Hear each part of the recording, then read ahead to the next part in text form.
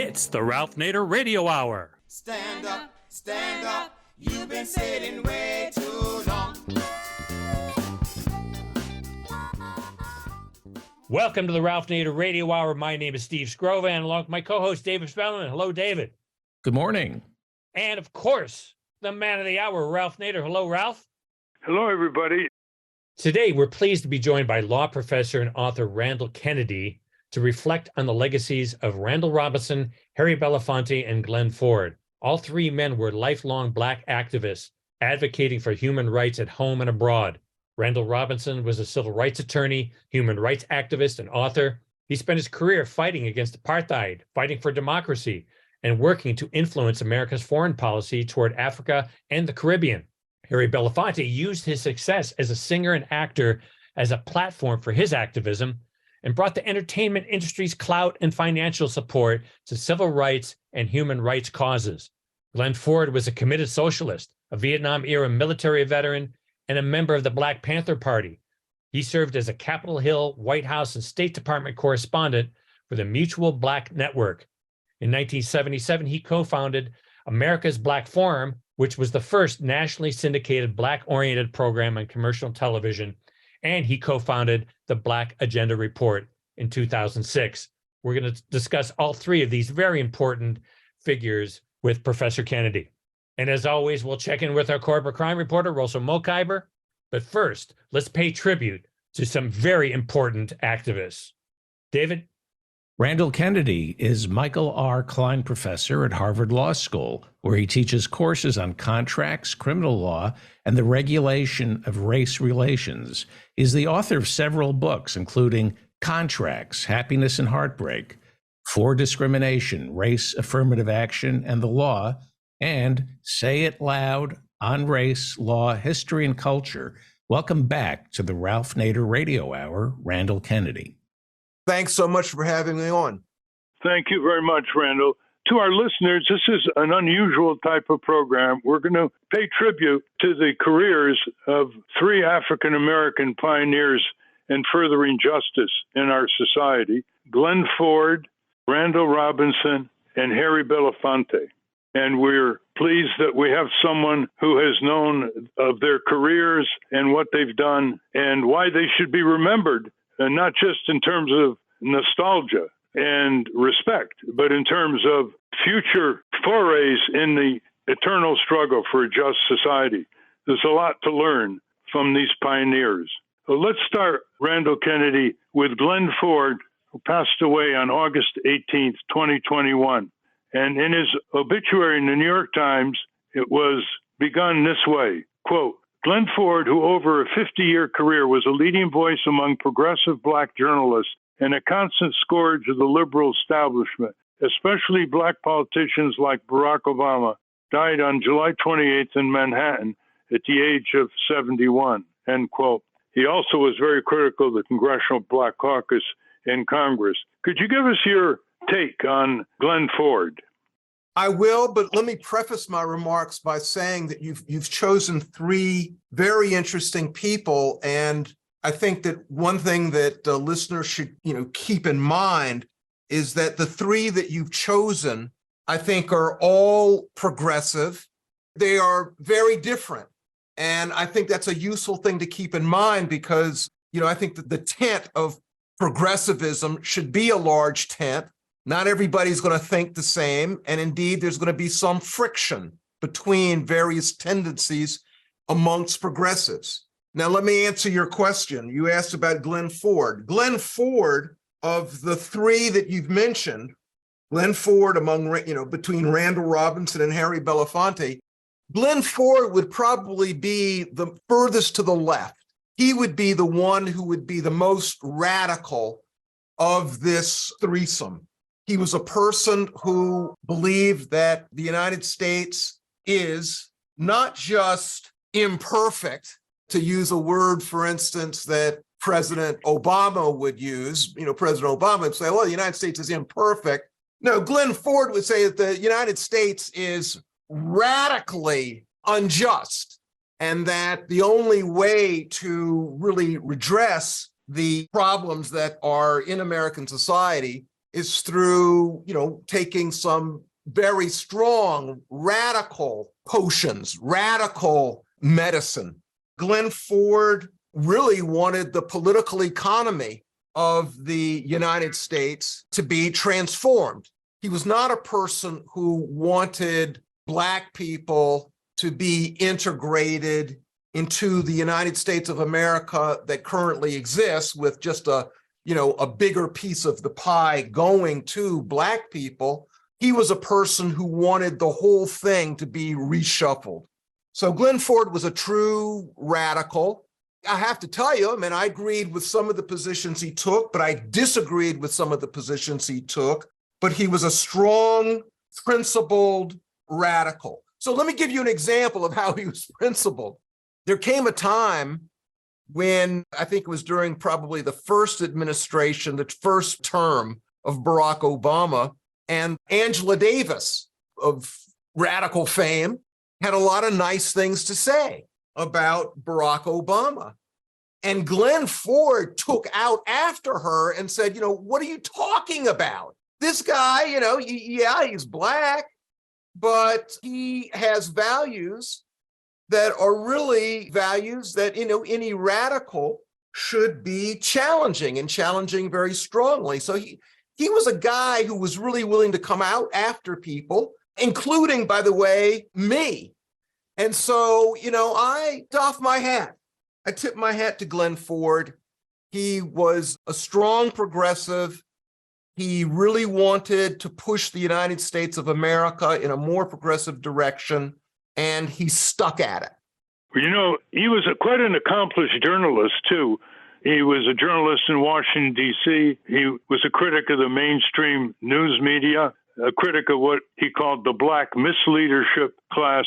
But I think what really made him stand out on the programs we had him on was he never differentiated between class and race the way it's now differentiated. He shared Cornel West's view that race matters, but so does class, and that class is often the progenitor of racial injustice, starting, of course, with the cotton plantations and slavery, but continuing throughout the generations where economic privilege and concentrated power of white plutocrats led to severe discrimination in employment, housing, healthcare, access to public service, Black farmer opportunities, and basically generated the economic propulsion for deep-set day-to-day racism. And he understood all that in such a historical context and was able to convey it. And he infuriated a lot of Black leaders, especially the Congressional Black Caucus, which gave him the back of his hand. So he was very much involved sometimes in political campaigns, like the 2002 mayoral race in Newark. He was a severe critic of now Senator Cory Booker. He couldn't stand people in the Black community who talked out of both sides of their mouths to cater to the white power structure. Wouldn't you say that was one of his cardinal attributes, Randall? I think that was. I think there was a lot. Let's unpack a little bit of what you said. He was basically a socialist, made no bones about that. Again, like I said before, he wanted to challenge, the political economy of the United States.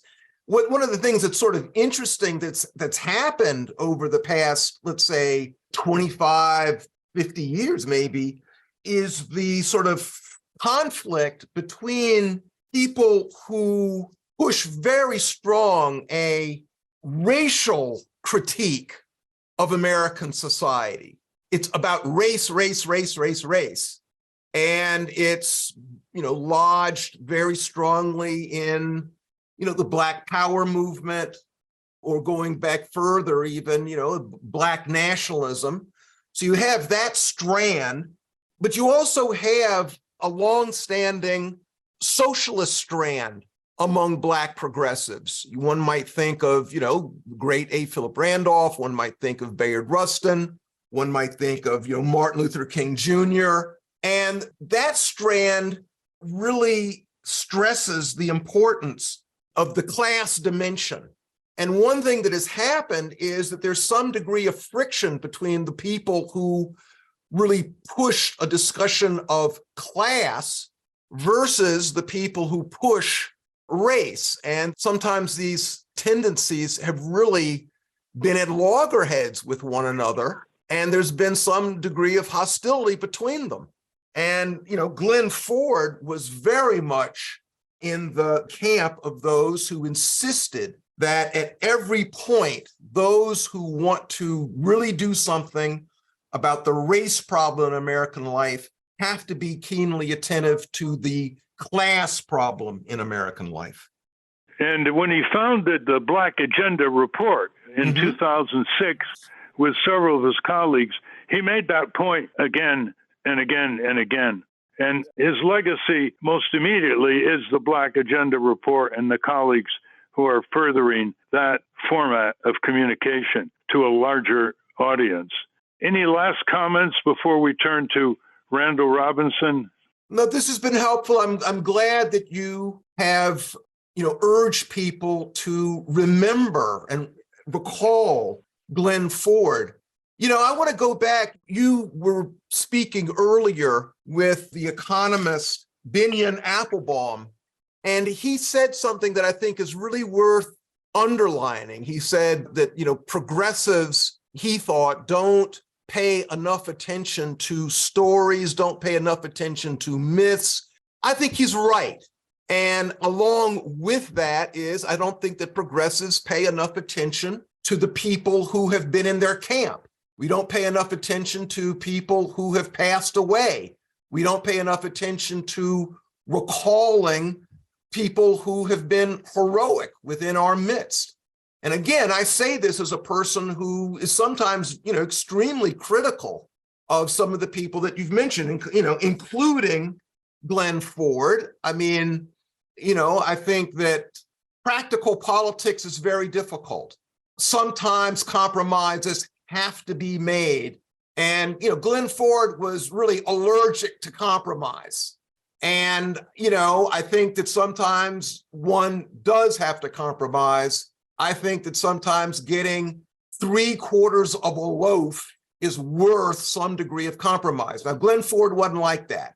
He pressed his foot down on the accelerator all the time. And most of the time, he was going to be extremely critical of any compromise. And, it was at that point that, he and me would differ. But again, I'm really glad that you have, brought forth his name and urged us all to remember him and his long career. Well, Randall, we need people like Glen Ford to pull in one direction uncompromisingly, because the corporate interests always pull in the other direction uncompromisingly. And then we need people who are in between and sometimes have to face hard realities, you pointed out. At this point, I'd like to insert a snippet from an interview we did here on the Ralph Nader Radio Hour with Glen Ford, in which he and Ralph talk about the Congressional Black Caucus and why African Americans vote for Joe Biden. This is from June 2020, the summer of the presidential election campaign. Now, the Black Caucus degenerates by the year.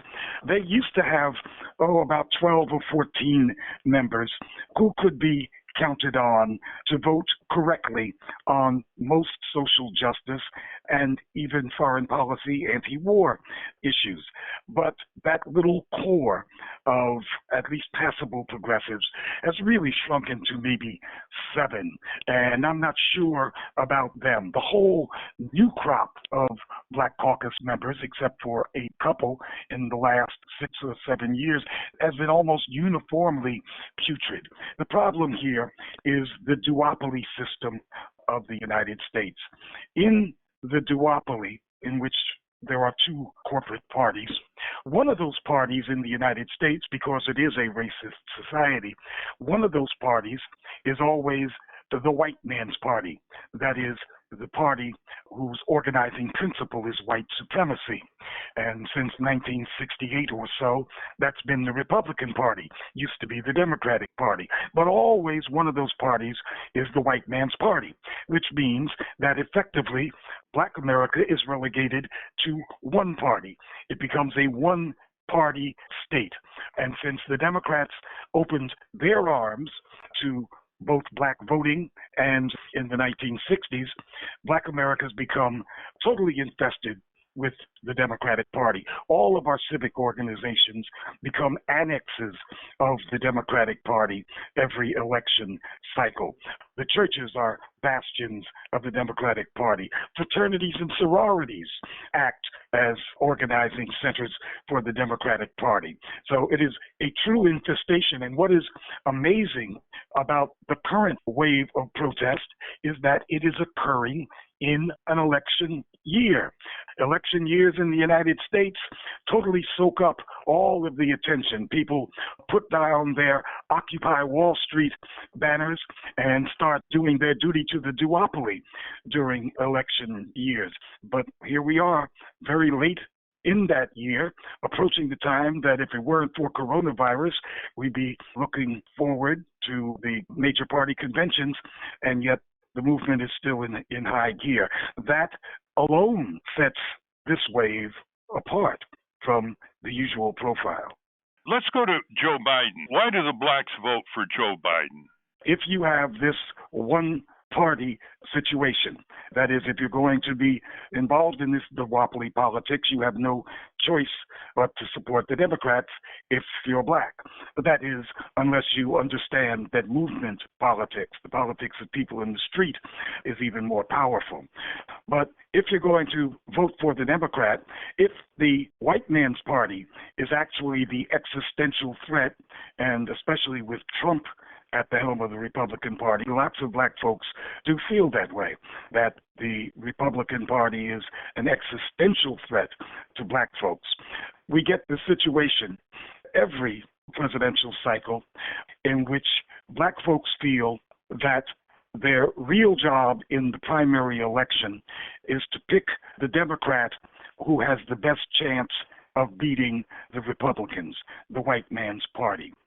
And of course, the candidate who appears strongest among the Democrats is going to be the candidate with the most money. And the candidate with the most money is going to be the corporate candidate. So we have this bizarre spectacle in Black America in that even though Blacks are the most left-leaning constituency in the United States on issues of social justice and war and peace, in primary elections, Blacks tend to vote for the corporate candidate who they perceive as being the strongest contender to beat the white man's party candidate. Now back to Ralph and Professor Kennedy. So let's move on to Randall Robinson, who I knew and met at forums at Busboys and Poets. He would have a forum when his book came out in Washington. And his brief description, Randall Robinson, and I'm quoting from the New York Times Remembrance, quote, was born into poverty in a rat-infested home without central heating, a telephone, or a television set. Mr. Robinson was raised by loving parents, both teachers. He went on to win a basketball scholarship to college and to graduate from Harvard Law School in 1970. He described himself as, quote, a pained victim of stolen identity, end quote, raised in segregated Virginia, who grew up to galvanize Americans against apartheid in South Africa and champion reparations for the descendants of slaves. He died at the age of 81 on March 28, 2023. And by reparations, he made clear in his groundbreaking book that it wasn't about sending checks to individuals. It was about institutional restoration for the plight of African Americans in the context of American society. That means education, health, shelter, safety, opportunity, and the rest. Can you give us your commentary on Randall Robinson? I can, and here I must say, I want to repeat, I think that this effort to pay attention to progressives who've gone before is very worthwhile. I knew Randall Robinson. I'm not saying that I was a close friend, but I knew him and was inspired by him. He's a bit older than me. He was a wonderful progressive. He was the founder of Trans-Africa, an organization that attempted to put into contact with one another the various offshoots of the African diaspora. He was very deeply involved in the effort to rally public opinion in the United States against apartheid. You might recall that there was a time, been forgotten, but there was a time when the United States government refused to cut its ties and refused to put real pressure on the South African regime. And in order to put pressure on the United States government, Randall Robinson convinced people to go to the South African embassy and picket and get themselves arrested. So, for instance, you mentioned Cornel West. I clearly remember Cornel West being arrested outside of the South African embassy. So was Randall, more than once.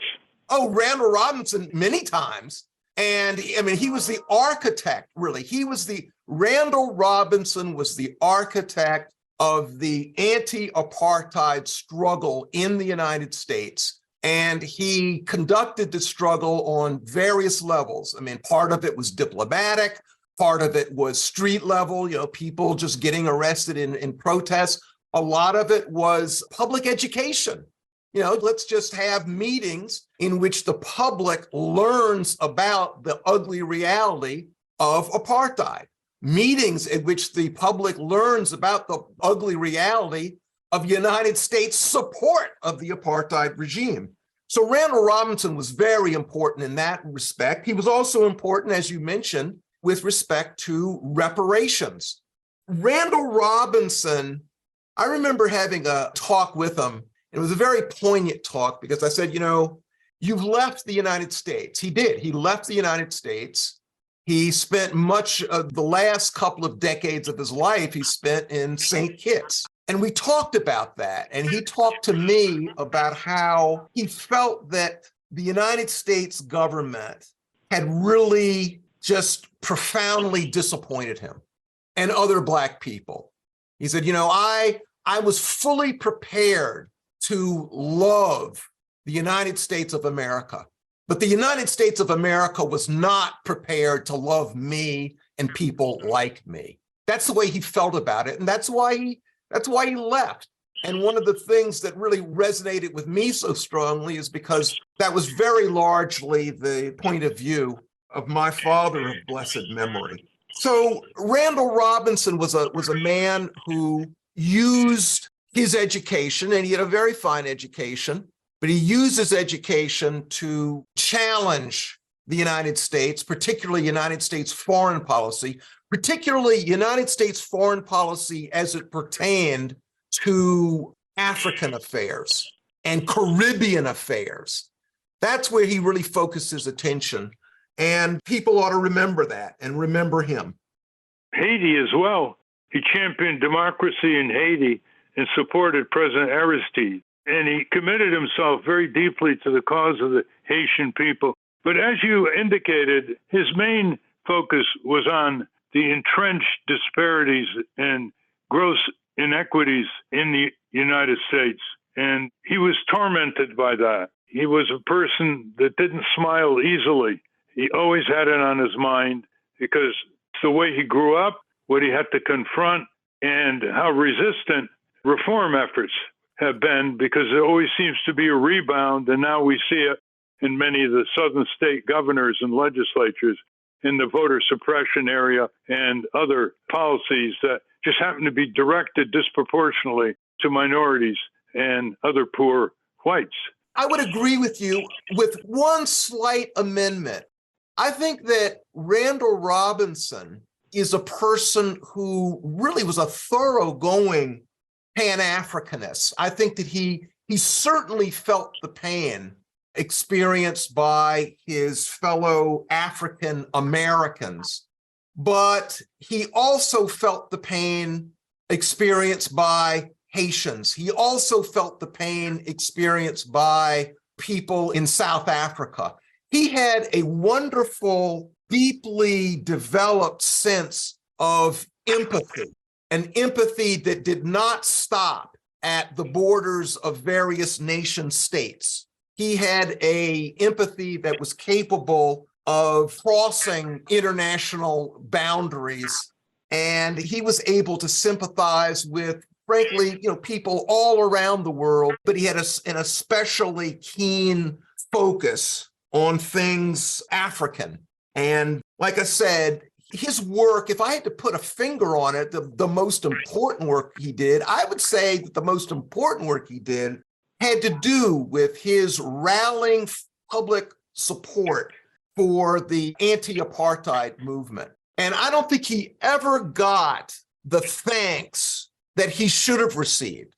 And by the way, when I say I don't think he ever got the thanks he should have received, I would say that I don't think he ever got the thanks that he should have gotten from Nelson Mandela and the forces that ultimately came to rule in South Africa. I don't think that those forces were nearly grateful enough, frankly, to Randall Robinson. There was a long period of time when Randall Robinson was in the wilderness. Things changed. And, thank goodness. And, Nelson Mandela, was released from prison, and he rises to become the leader of the post-apartheid South African government. And at that point, of course, he becomes he's very popular, and, everybody is surrounding and lauding Nelson Mandela. But Randall Robinson was doing that at a time when, people really didn't have Nelson Mandela much on their minds, when Nelson Mandela was in prison, when Nelson Mandela was viewed as a terrorist. It was at that time that Randall Robinson stood by and stood up for Nelson Mandela. And it's for that willingness to howl in the wilderness that it seems to me that's one of the reasons why we should be grateful for Randall Robinson. And we're talking with Randall Kennedy, professor of law at Harvard Law School. Randall, you're right in the sense he didn't have a flamboyant ego. He was not egotistical, very much focused on the work, on the mission. It wasn't by chance that his hobby was woodworking. He would carve wood, and he said he liked the process. He said the process of woodworking was more flexible, but the product, for better or worse, could be definitive, end quote. And he once told the New York Times, quote, no matter what the outcome, it's worth it always to try. It's better when you're successful, but it's always worth it to try, end quote, which is another definition of his personal resilience and his refusal to be discouraged. Until, as you say, the last 2 decades, I think he just couldn't take it anymore, and he went to the West Indies to live. But he would fly and teach courses at Denison College, which had the law school for Penn State. So he always kept his hand in the teaching of law in addition to his writings. Any last comment before we turn to Harry Belafonte? Yes, I do have another comment. And another thing about Randall Robinson is very important. He was always attentive to younger activists. So, he ran this organization, Trans Africa, and Trans Africa became the sort of the school of activism for a slew of younger activists who have gone off in various directions and, pushed other movements for social justice. Now let's go to a snippet from our interview with Randall Robinson, who spoke to us in 2016 from his home in St. Kitts. This one highlights his interest in human rights and the history of human rights treaties. When the Allies marched into Germany and into the Nazi death camps, and the newsreels broadcast what they found there, the world was horrified. And this spurred the new United Nations meeting in San Francisco in the spring of 1945 to move towards human rights and to move towards starting with the Universal Declaration of Human Rights, pioneered by Eleanor Roosevelt and W.E.B. Du Bois. And it opened up a whole trove of human rights treaties that now bind nations around the world. There's some 23 major human rights multilateral treaties that bind nations. And for the first time in human history, rights were given to individuals. Before World War II, what a nation did behind its own borders to its own people was a nation's own business because of the complete shield of sovereignty. That changed with the war's end. And the idea was to begin to try to protect individuals in countries around the world from the predatory impulses of the state. And so all of these human rights treaties were put in place, and hundreds of nations ratified these treaties. The problem is that the United Nations was not able to put in place an enforcement mechanism vertically from the top down through the instrumentalities of the United Nations, and nobody wanted enforcement of what is called horizontal enforcement of one nation against another. And so these human rights that individuals have in the millions in countries across the world give some examples, Randall. Unenforced. Yeah, Randall, give some examples of the names of the treaties and whether the U.S. was one of the last to sign on, because a treaty under our Constitution has the force of federal law. Well, the first you had major treaty was the Genocide Convention of 1948. Then the International Covenant on Civil and Political Rights of 1966, the International Covenant on Economic, Social, and Cultural Rights in 1966, then a treaty to combat racism in 66, a treaty to foil discrimination against women in 1979, a convention against torture in 1984, a treaty to protect the rights of children in 1989, 23 major United Nations conventions in all are in place and are the law of the international community. U.S. belongs to all of them?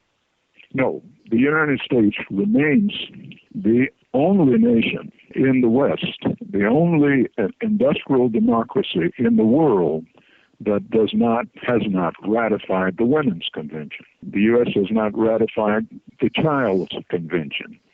It has not ratified the Convention on Economic, Social, and Cultural Rights. It hasn't ratified a number of conventions.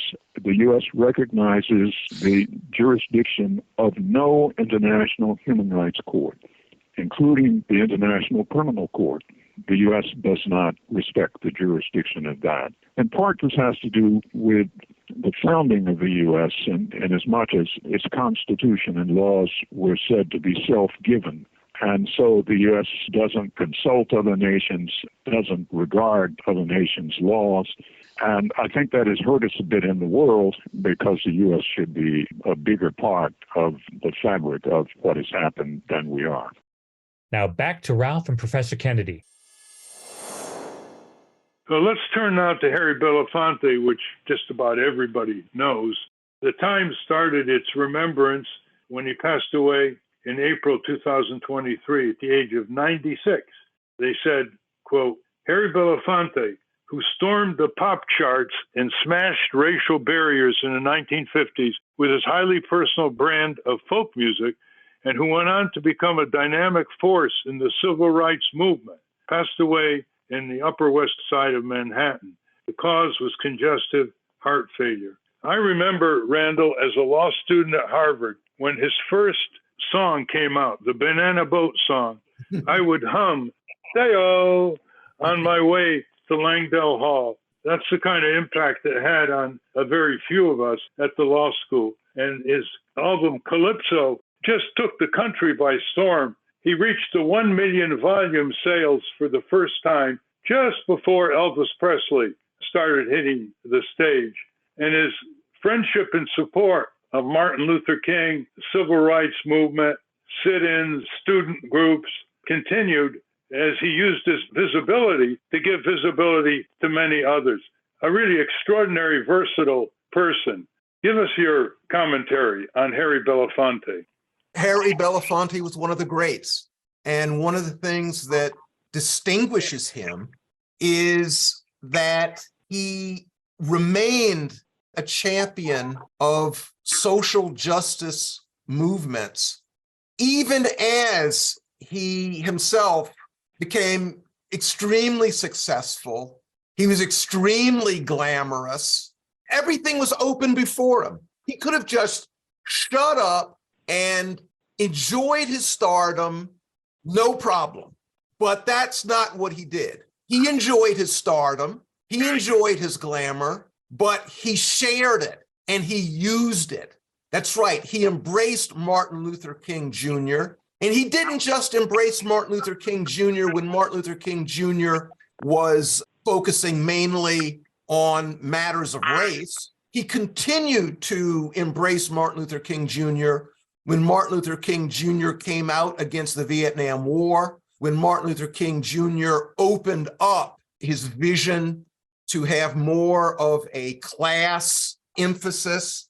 So Harry Belafonte was really quite extraordinary in being so willing to share his good fortune with marginalized peoples and with social movements that were, under pressure. Really quite extraordinary fellow. He was a very versatile advocate for justice. He worked on famine, fighting famine in Africa. He demonstrated against nuclear weapons in Bonn, Germany in 1981. He was the UNICEF's Goodwill Ambassador for children around the world. He was a severe critic of George W. Bush, accusing him of being one of the world's greatest terrorists in the invasion and destruction of Iraq illegally, a war crime of massive devastation to the Iraqi people and the loss of life there. And here is Harry Belafonte speaking at an anti-war rally in February 2003, just before the U.S. invasion of Iraq. Today is a historic and a proud day in the name of America.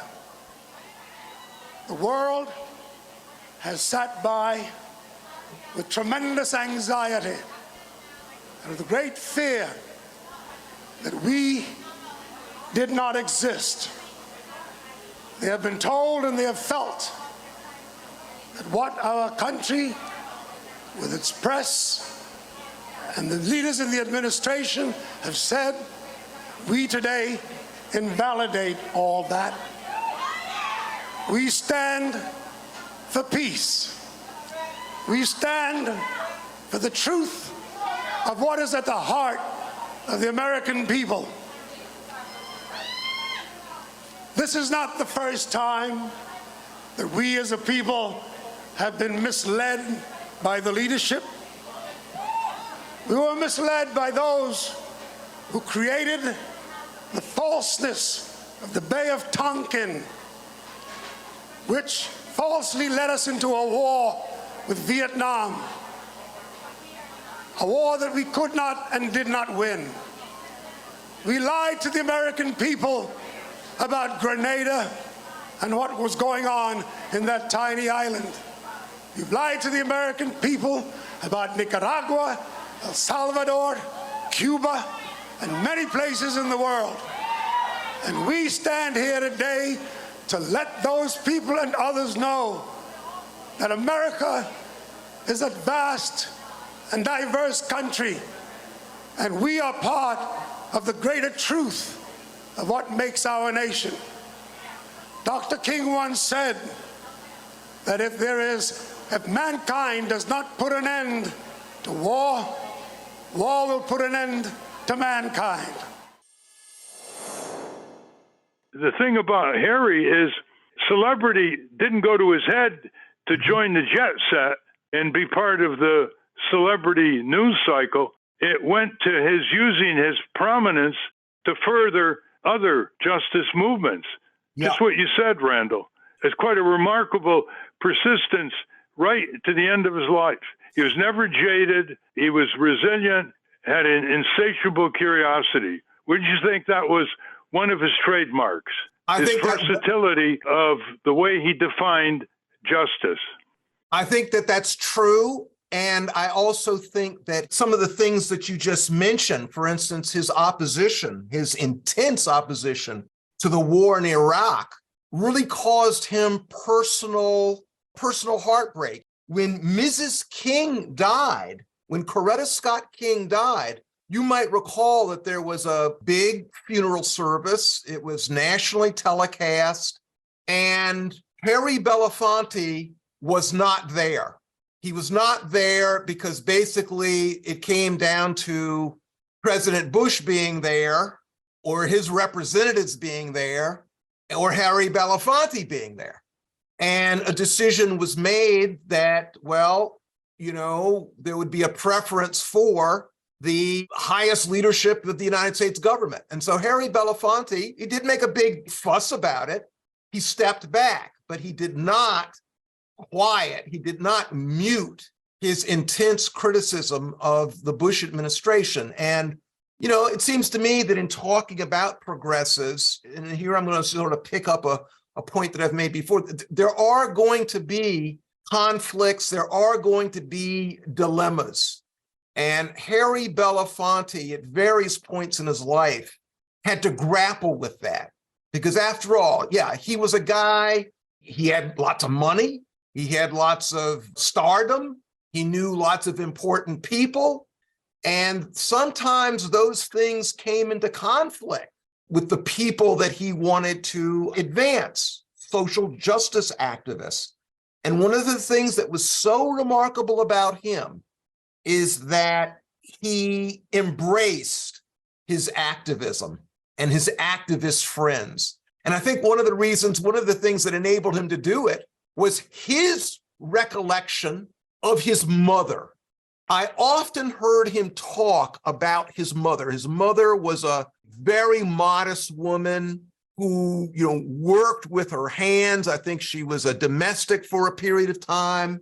And she gave him moral instruction.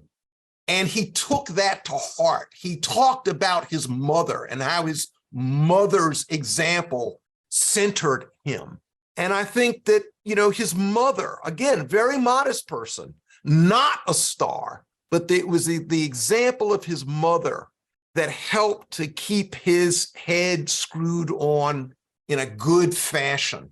So, Harry Belafonte, he needs to be remembered and hailed along with other progressives who've passed on. It's amazing how many movie deals he turned down, lucrative, because he didn't like the role, he didn't like the script, and he finally just left Hollywood altogether.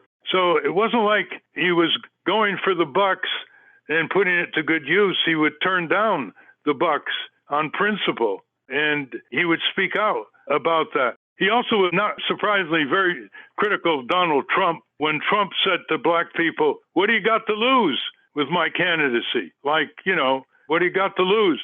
Harry said, quote, "Mr. Trump asks us what we have to lose, and he answers, only the dream, only everything," end quote. And so he didn't play favorites. He criticized Democratic mayors of cities. He criticized Republicans. It's very refreshing that somebody like Harry Belafonte, who could have easily selectively censored himself, didn't do so.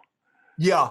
Your comment, I want to go back to the whole question of compromise, because I think all three of the figures that we've been discussing, Glen Ford, Randall Robinson, Harry Belafonte, they were all people who were allergic to compromise. I tend to be more of a compromiser, but I think that your point about needing people who are allergic to compromise, really needing them. I think that's a very important point. And here I think of the United States of America before the abolition of slavery. One of my favorite progressives of all time was the great William Lloyd Garrison. You know, William Lloyd Garrison, the editor of The Liberator, one of the progenitors of anti-slavery immediatism. And his position was, I'm not going to compromise. At no point am I going to compromise. And of course, having that attitude is a very powerful force. And having that attitude can push things in such a way that it gives space to others to effectuate, needed change. So even though I myself am, sort of more in a sort of a pragmatic mode, I do recognize that the folks who are allergic to compromise perform a very valuable service. And I think that Ford, Robinson, Belafonte have shown that anti-compromisers can be very helpful. Well, I have a little story on that point. We're talking with Professor Randall Kennedy of Harvard Law School, a prolific author, books are bestsellers. Randall, one time when I was fighting the auto industry on a safety feature, reporters came to me and said, "Why don't you ever compromise?" I said, "Well, first of all, what I'm asking for is long overdue, and it will save a lot of lives, and it could have saved a lot of lives in the past." And I said, "Why should I compromise? Because the power of General Motors is going to make me compromise. Why should I help them? Why should I help them? The power of General Motors over Congress and the Department of Transportation is going to make me compromise." So that's the point of Glen Ford, Harry Belafonte, Randall Robinson, is they stood their ground. It was solidly supported in facts, morality, principles of justice, and acceptability in terms of practice. It was not pie in the sky. And why should they help the opponents pressure to compromise the final outcome? Yeah. So that's the important point. Can we have some comments by Steve and David, please? Comments or questions? Yeah, Ralph, I was going to ask you a question about your own personal encounters with Harry Belafonte. Do you have any stories there? Well, I was not a music lover. I would listen to classical music once in a while, but I wasn't like the type of person who had to have music every day. But the calypso music from the Caribbean really reached me, and the lyrics reached me. And that's how I first learned about Harry Belafonte. At Harvard Law School, my class of 550 maybe had one African American. We didn't have civil rights courses in the seminars. It was a very bland white law school. And here was this West Indian family immigrant who was making it big time with wonderful music. And that was the time we were demonstrating against Governor Faubus of Arkansas. That was in the late 50s. And there weren't many law students on the sidewalks. So it was quite clear, and he made it clear right from the beginning, that he was not going to just be a rich black entertainer. He spoke out right from the beginning. And that was very ennobling and very inspirational. But the two of you never crossed paths? I met him once in a while. I met him at the Howard Zinn Remembrance at Politics and Prose when the great historian Howard Zinn, who wrote the book People's History of the United States, and then he wrote a book, People's History of the United States for Young People. They had a remembrance, and Harry came down from New York. And I met him at that time as well. And he spoke some very wonderful words about Howard Zinn. David? I want to ask about civility and time and place. We're always told there's a time and a place for everything. And you were talking about Harry Belafonte not wanting to show up at Coretta Scott King's funeral if George W. Bush was going to be there. And in January of 1968, Eartha Kitt spoke out against the Vietnam War inside the Johnson White House. and she paid a tremendous price for that. What would have happened if Harry Belafonte used Coretta Scott King's funeral to set America straight on what Dr. King believed about Vietnam and what he would have said about Iraq? There are times when people break protocols and do things which are widely viewed as impolite. Again, my hero, William Lloyd Garrison, was very willing to do things and say things. William Lloyd Garrison, for instance, made a habit of burning the United States flag in order to show his repudiation of a flag that stood for the enslavement of human beings. So, civility is not the highest virtue. It's not the end all and be all. We all have to sort of, pick our spots and, sort of make decisions, at the moment as to how far we're willing to go. I think that Harry Belafonte over and over again showed real tact, just as his hero Martin Luther King Jr. did. Right. Martin Luther King Jr. showed tact. He was a courteous person, as well as being a strong person. Sometimes that's right. Sometimes you have to break the law. Sometimes you have to be discourteous. It's always a careful judgment that one is called to make. I certainly would not take the position that one should never break the law. I would not take the position that one should always be civil. Sometimes you have to be uncivil in order to, have your voice heard. What ultimately matters is not the matter of civility, but what values are you seeking to advance? If you're seeking to advance the right values, then, I'm going to give you a break. And if you've got to engage in uncivil conduct, if you've got to be discourteous, if you've got to be loud and brash and wrong to enable people to hear the truth, to enable people to hear the expression of good values, I say go to it. And, the three people that we've mentioned, Ford, Robinson, Belafonte, at various points, they did have to step over the line. And what I say is God bless them for doing it.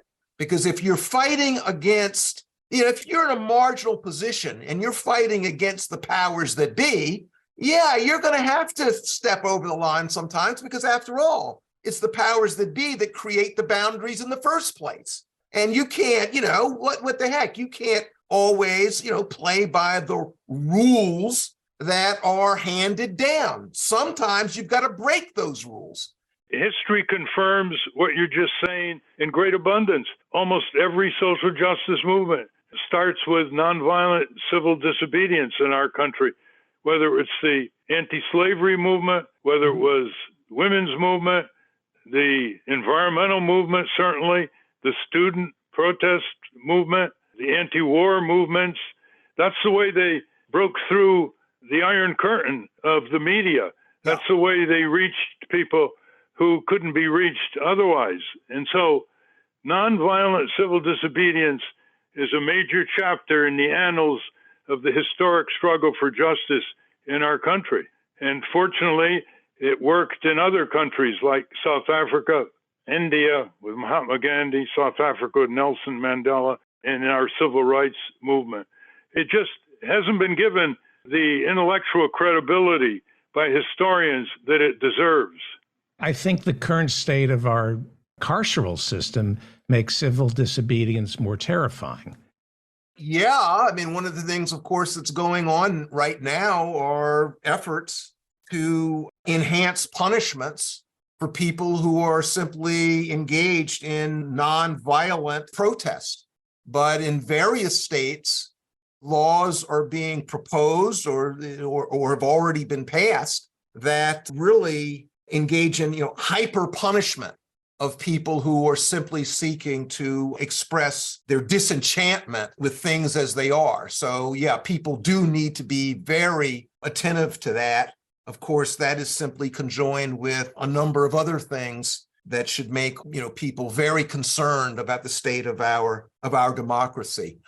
I've got to run, but before I do, I'd like to say one last thing, and that is that I feel very honored to have been on the Ralph Nader show because, of course, Ralph Nader is part of the tradition that we've been discussing. He's a part of it. He's a part of the tradition of Randall Robinson and Harry Belafonte and Martin Luther King Jr.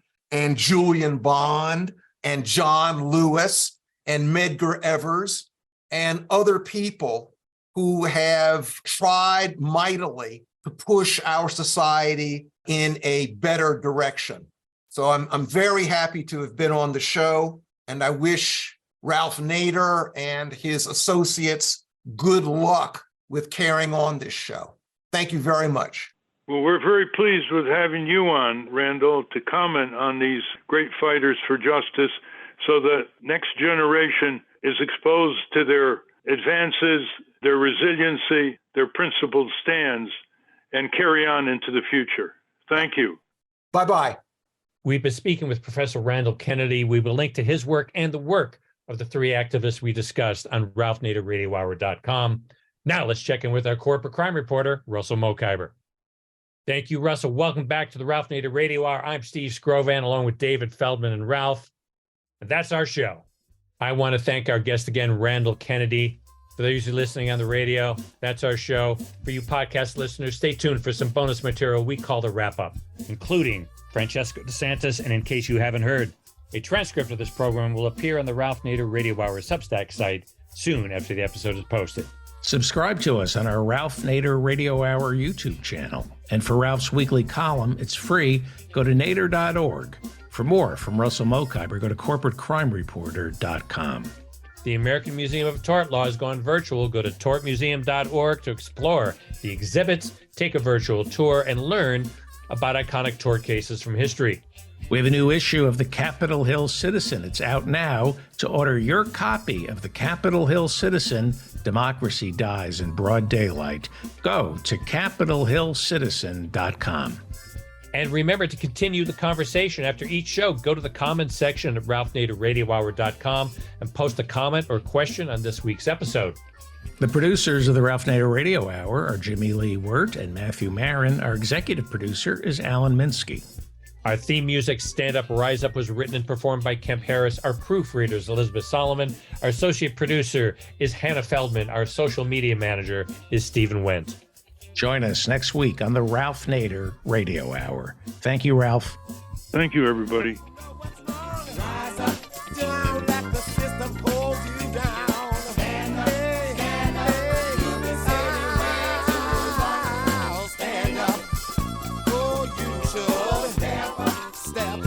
I think that you should step up.